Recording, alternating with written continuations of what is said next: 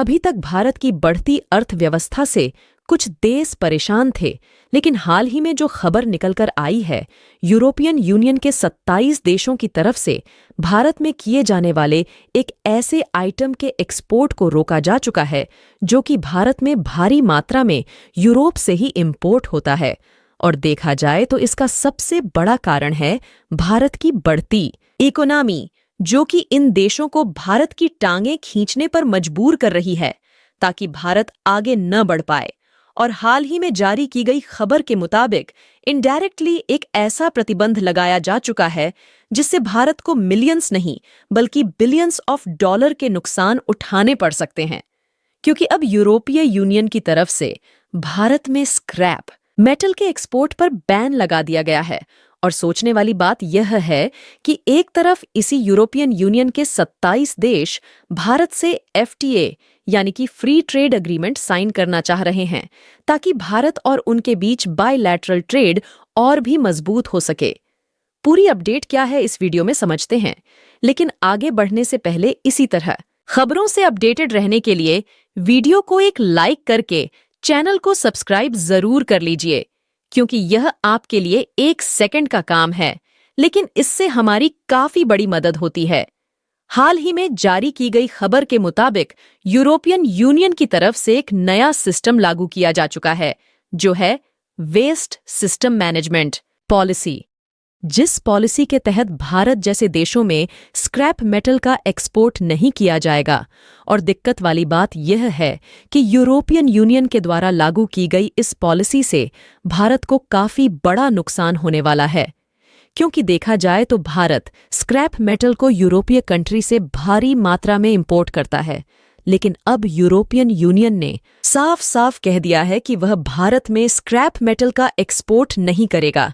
यानी कि देखा जाए तो एक तरफ से भारत को रोकने की कोशिश की जा रही है ताकि भारत की इकोनॉमी गिर जाए, और उससे भी ज्यादा हैरान करने वाली बात यह है कि यूरोपियन यूनियन के यही 37 देश भारत के साथ एफटी यानी कि फ्री ट्रेड एग्रीमेंट साइन करना चाहते हैं ताकि इनको भारत की मार्केट का ड्यूटी फ्री एक्सेस मिल जाए और ये अपने ट्रेड को भारत में बढ़ा सके। फिलहाल बात करें भारत को इससे होने वाले नुकसान की, तो इसका अंदाजा आप इसी बात से लगा सकते हैं कि हमने इसी साल यानी कि साल 2024 में लगभग 2.3 मीट्रिक टन स्क्रैप मेटल को अकेले यूरोप से इंपोर्ट किया है, जो कि पिछले साल की अपेक्षा लगभग 64% ज्यादा है। और भारत में स्क्रैप मेटल की जरूरत साल दर साल बढ़ती ही जा रही थी। लेकिन अब आपके मन में यह भी सवाल आ सकता है कि आखिर हम यूरोपीय देशों से भारी मात्रा में स्क्रैप मेटल का इंपोर्ट क्यों करते हैं? क्योंकि देखा जाए तो यह एक तरीके का कबाड़ है, लेकिन इसके लिए भी भारत को यूरोपीय देशों में इसकी कीमत चुकानी पड़ती है। ऐसा इसलिए क्योंकि कबाड़ होने के बावजूद भी यह एल्युमिनियम, स्टील और आयरन जैसे उपयोगी मेटल्स होते हैं, जिनकी उपयोगिता दिन प्रतिदिन बढ़ती ही जा रही है। फिलहाल भारत के द्वारा यूरोपीय देशों से भारी मात्रा में स्क्रैप मेटल्स इंपोर्ट करने के रीजन की बात की जाए तो इसके लिए आपको बता दें कि यदि रॉ मटेरियल्स का इस्तेमाल करके आयरन और एल्युमिनियम जैसे उपयोगी मेटल्स को मैन्युफैक्चर करते हैं तो इसके लिए काफी ज्यादा रिसोर्सेस का इस्तेमाल करना पड़ेगा। साथ ही मिट्टी से मेटल को अलग करने के लिए काफी ज्यादा ग्रीन हाउस एमिशन होगा और अत्यधिक मात्रा में वाटर कंज्यूम होने के साथ साथ एनवायरनमेंट में भी पॉल्यूशन बढ़ेगा। इसलिए हम भारत में यूरोपीय देशों से कटी हुई गाड़ियों के साथ साथ उन सभी स्क्रैप प्रोडक्ट का इंपोर्ट करते हैं जिनको बनाने में मेटल का उपयोग किया जाता है।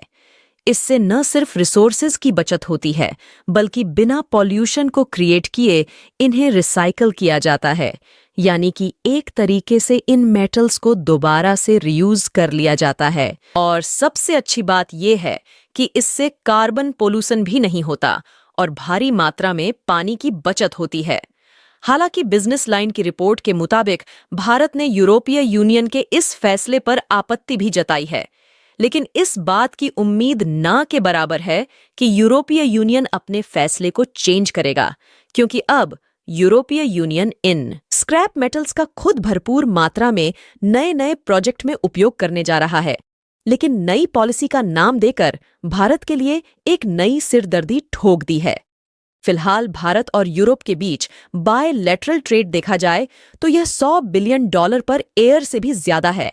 और इन्हीं यूरोपीय देशों में से एक देश है नीदरलैंड, जो कि भारत का तीसरा सबसे बड़ा ट्रेड पार्टनर माना जाता है। और अगर डिपेंडेंसी की बात करें तो भारत भी कई मामले में यूरोपीय देश पर डिपेंडेंट है। और अकेले स्क्रैप आयरन को देखा जाए तो हमने पिछले साल लगभग 18 मीट्रिक स्क्रैप आयरन यूरोपीय देशों से ही इंपोर्ट किया है।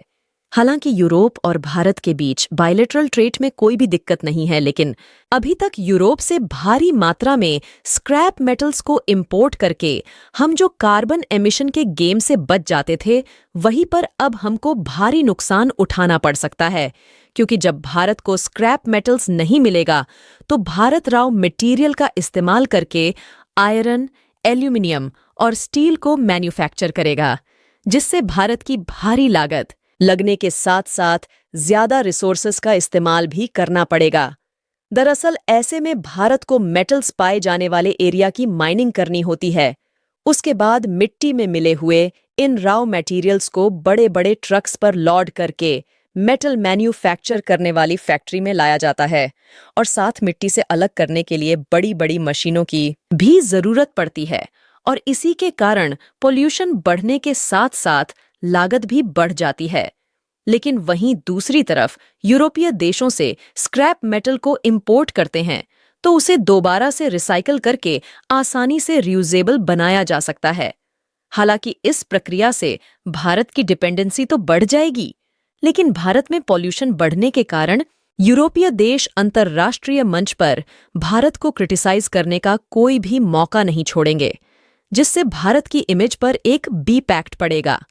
फिलहाल आपको बता दें कि यूरोप के द्वारा स्क्रैप मेटल्स का एक्सपोर्ट रोकने से पहले ऑलरेडी दुनिया के लगभग 73 देशों ने स्क्रैप मेटल्स एक्सपोर्ट पर बैन लगा दिया है।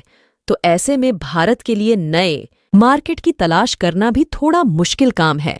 लेकिन आपको जानकर खुशी होगी कि इसके बावजूद भी भारत ने यूरोपियन यूनियन के इस फैसले पर आपत्ति जताया है।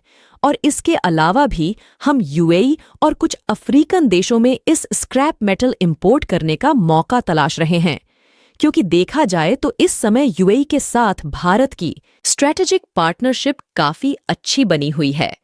तो इस बात की उम्मीद ज्यादा है कि यूएई और अफ्रीकन जैसे देशों में भारत को स्क्रैप मेटल इंपोर्ट करने का मौका मिले।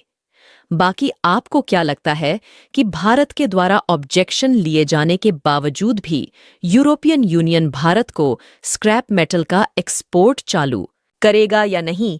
अपनी राय कमेंट में जरूर बताएं। और इस वीडियो को एक लाइक करके अपने मित्रों तक भी शेयर जरूर करें ताकि उन्हें भी जानकारी मिल सके।